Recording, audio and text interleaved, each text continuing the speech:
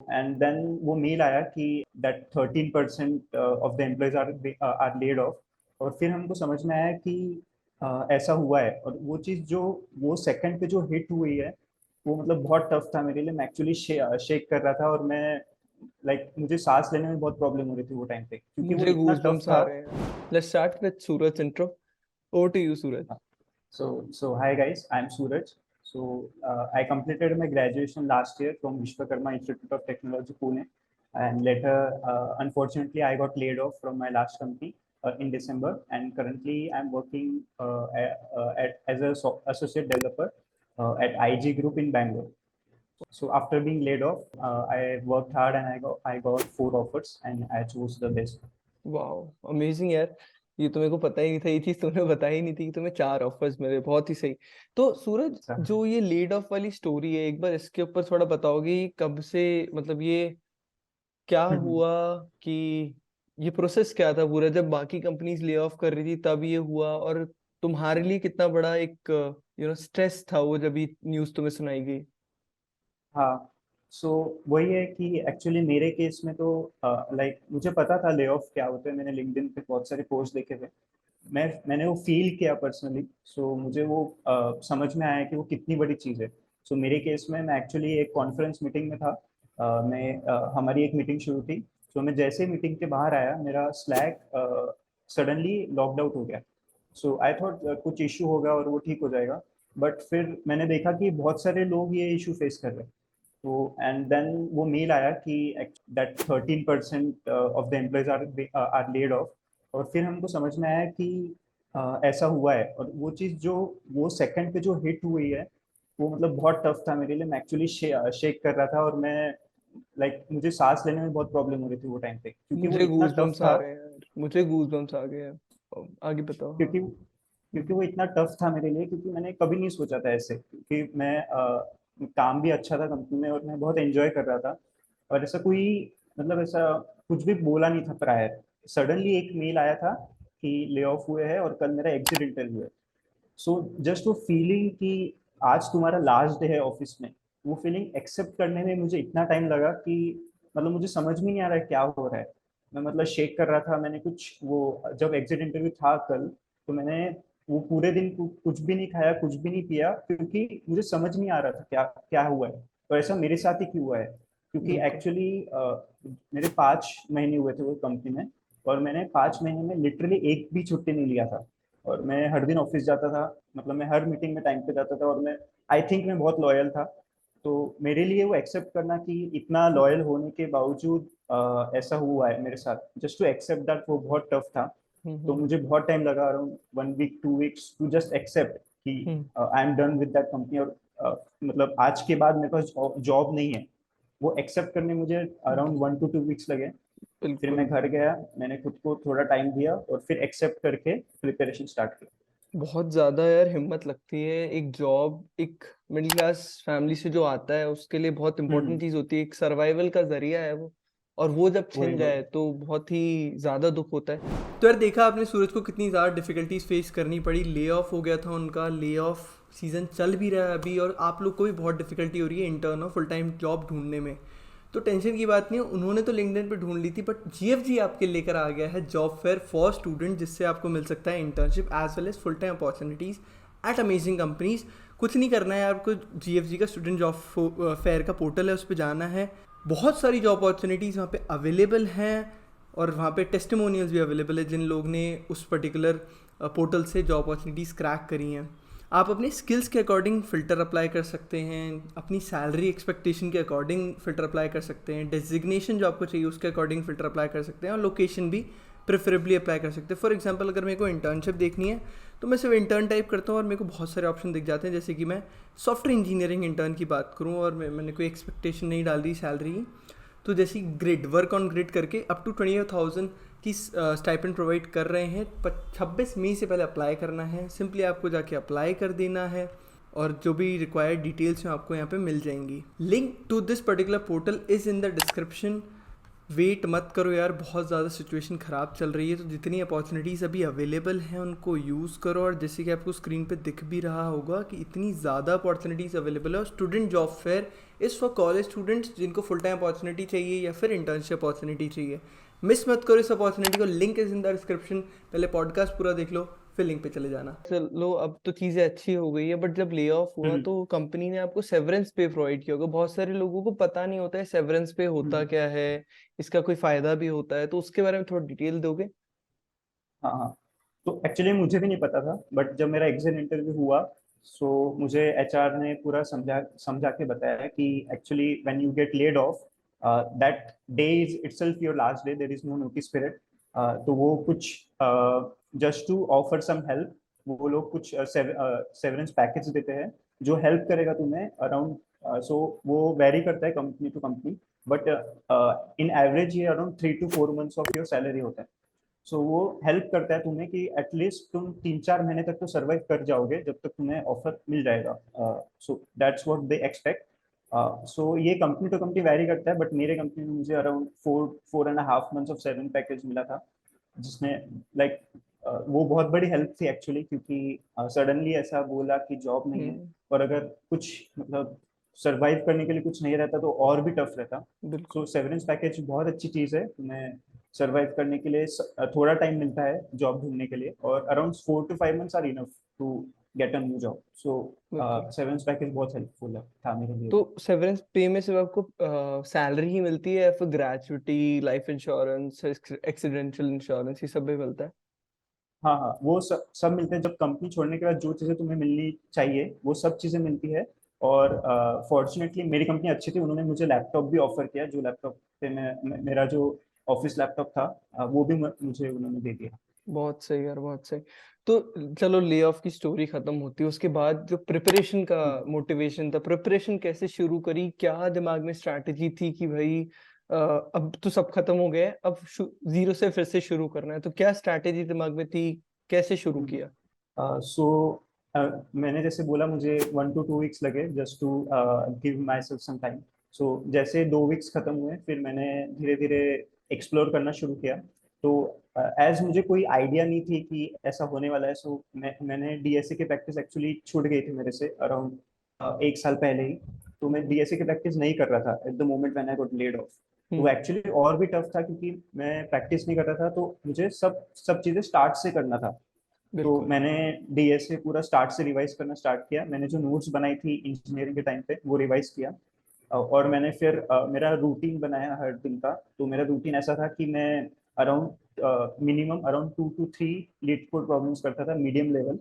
So like मैंने ये experience किया था मेरे इंजीनियरिंग टाइम पे कि मीडियम क्वेश्चंस अगर तुम कर पाओ, अगर तुम खुद से मीडियम क्वेश्चंस कर पा रहे हो, तो वो इनफ है कोई भी जॉब के लिए। मतलब बिल्कुल। हार्ड क्वेश्चंस करने की जरूरत नहीं, अगर तुम मीडियम खुद से कर पा रहे हो बिना सॉल्यूशन देखे, सो दैट्स इनफ कोई भी जॉब क्रैक करने के लिए, मुझे ऐसा लगता था।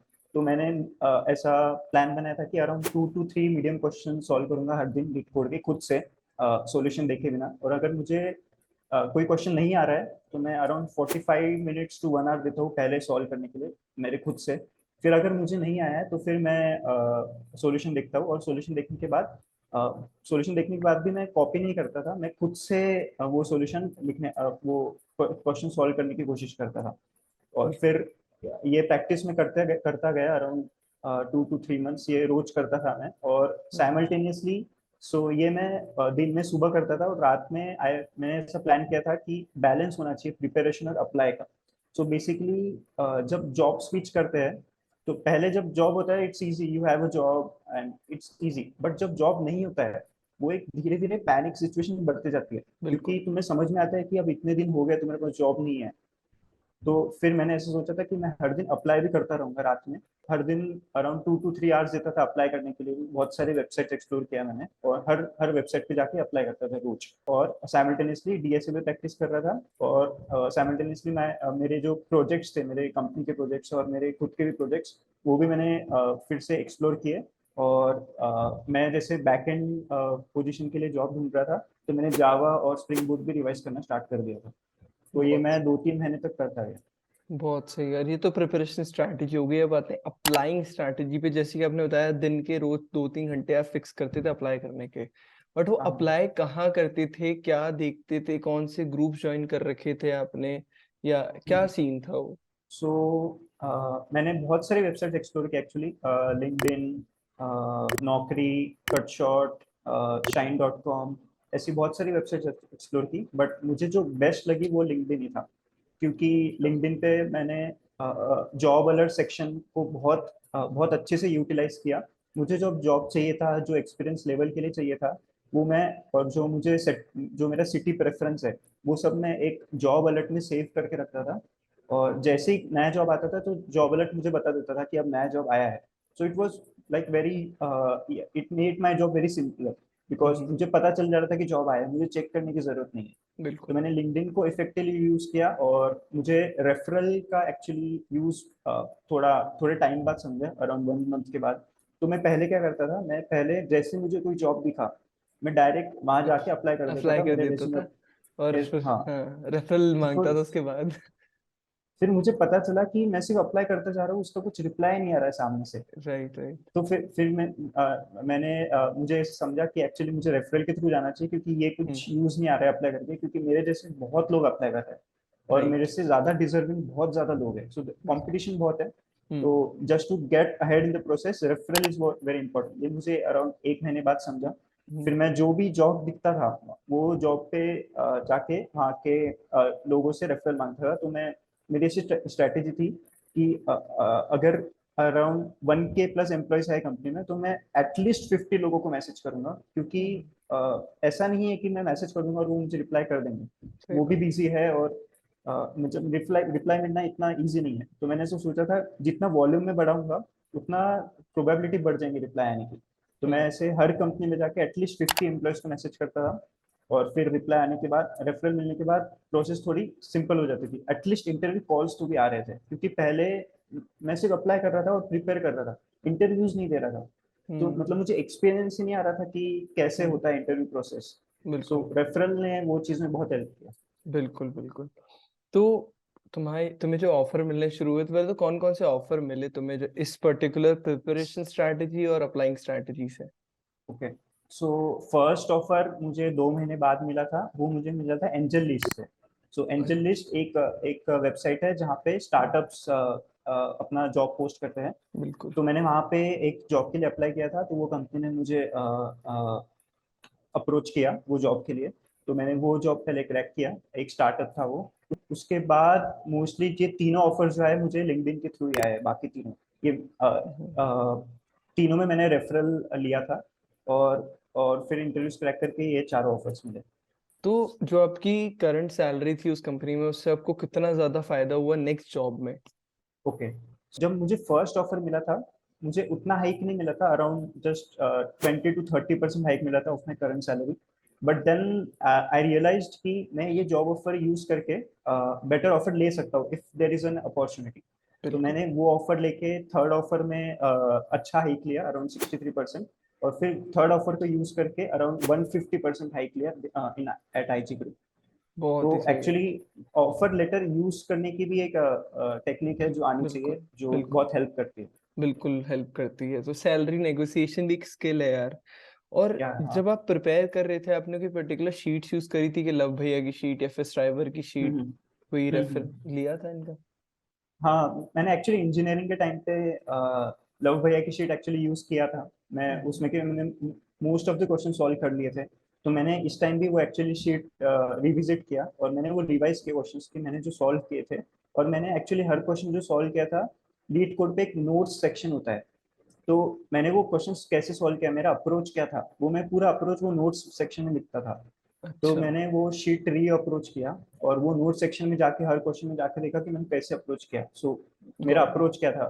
तो वो भी हेल्प किया। वो तो लव भैया की शीट में पहले से ही फॉलो करता था एक्चुअली। और आपने अप्लाई के दौरान ग्रुप्स हैं जो टेलीग्राम पे, जैसे मेरा ग्रुप है, अर्श गोयल का हाँ ग्रुप हाँ। है, गोकर्स का, हम्म। उसको यूज किया? हाँ हाँ। तो इंजीनियरिंग के टाइम पे भी मुझे आपके ग्रुप के बारे में पता चला था। तो मैं तब भी आपका ग्रुप बहुत यूज करता था, और जब ले ऑफ हुआ था उसके बाद भी बहुत सारे टेलीग्राम के ग्रुप थे, तो उसमें का हम्म। एक ग्रुप आपका भी था। तो ओके, उसने भी बहुत हेल्प किया क्योंकि पता चलता था कि जॉब्स आ रहे हैं ये वेबसाइट्स पे है, तो गॉट उसने भी इट। बहुत हेल्प किया। तो मेरा आपसे फाइनल क्वेश्चन यही है कि जो मिस्टेक्स होती हैं जो बच्चे हम्म, करते हैं इस दौरान, या फिर जब जो कोई ले ऑफ हो जाता है, तो ऑब्वियसली पैनिक स्टेट में बहुत लोग गलतियां करते हैं, तो आपको क्या लगता है हाँ। ये चीजें नहीं करनी चाहिए? और देखो, हम्म, जो बुरा वक्त है वो चला ही जाता है, तो उसमें आपकी एडवाइस हम्म, भी दे दो कुछ। हाँ। सो मतलब ये एडवाइस भी मैंने सीखे, मैं वही देना चाहूंगा। मैं भी मुझे भी ये पता नहीं था, मुझे भी एक्सपीरियंस से पता चला। सो ले ऑफ होने के बाद सबसे पहली चीज है कि इमोशनली खुद को कंट्रोल करना, क्योंकि इजी नहीं है, और इतने यंग एज पे ये एक्सपीरियंस करना वो भी बिल्कुल। बहुत टफ है, क्योंकि पहले फर्स्ट जॉब मिलना ही कितना टफ होता है, और उसके हम्म। बाद फर्स्ट जॉब मिलने के बाद सडनली आपको बोलते हैं कि ये भी जॉब आपके पास नहीं है। तो हम्म। बहुत टफ था। तो पहले खुद को संभालो, मतलब आगे का मत सोचो, पहले एक्सेप्ट करो वो फैक्ट, ये फैक्ट कि अब तुम्हारे पास जॉब नहीं है, अब तुम्हें प्रिपेयर करना स्टार्ट करना पड़ेगा। मतलब थोड़ा टाइम दो खुद को। ऐसा नहीं है कि आज ही ले ऑफ हुआ कि कल से प्रिपरेशन स्टार्ट करना है, ऐसा नहीं। खुद को थोड़ा टाइम दो, क्योंकि ये टफ टाइम है, ये मैंने एक्सपीरियंस किया, और यही मैं सजेस्ट करूंगा। और ऑल्सो जब तुम इंटरव्यूज दे रहे हो, तुमको जैसे जैसे इंटरव्यूज कॉल आ रहे हैं, तो जब पहला इंटरव्यू हुआ तो जो पहले इंटरव्यू में जो तुमने मिस्टेक्स किया वो सेकंड इंटरव्यू में फिर से नहीं करना है। सो मैं जो स्ट्रैटेजी यूज करता था वो, जैसे ही एक इंटरव्यू हुआ सडनली मैं मेरे नोट सेक्शन में जाके लिखता था कि मुझे कौन से क्वेश्चंस पूछे हैं, और मुझे कौन से क्वेश्चंस आए, कौन से नहीं आए, और जो क्वेश्चंस नहीं आए वो मुझे मेरे टू डू लिस्ट में ऐड करने हैं। तो ये हर इंटरव्यू के बाद में करता था, तो मुझे पता चला कि कुछ कुछ क्वेश्चन रिपीट हो रहे हैं हर हर इंटरव्यू में। तो ये हम्म। मुझे ये स्ट्रैटेजी से पता चला कि हर इंटरव्यू के बाद क्वेश्चंस नोट डाउन कर लो, और जो तुमको क्वेश्चंस नहीं आए वो तुम्हारे टू डू लिस्ट में ऐड कर दो, और वो इंटरव्यूज के बाद उस पर प्रिपेयर करो बिफोर द नेक्स्ट इंटरव्यू। तो बिल्कुल। ये भी अच्छी स्ट्रैटेजी है। बहुत सही यार, मजा आ गया सूरज, बहुत अच्छा लगा उनसे बात करके। और जितने स्टूडेंट्स इस वीडियो को देख रहे हैं, प्लीज इसको, जितने भी वो लोग हैं जिनका ले ऑफ हुआ है या फिर जो जॉब सर्च कर रहे हैं इस दौरान, उनके साथ शेयर करें, उनको उनकी भी हेल्प होगी। And thank you Suraj for your time, बहुत अच्छा लगा आपसे बात हाँ। करके। मिलते हैं ऐसे हम्म। अगले किसी वीडियो में, तब तक के लिए बाय बाय, टेक केयर।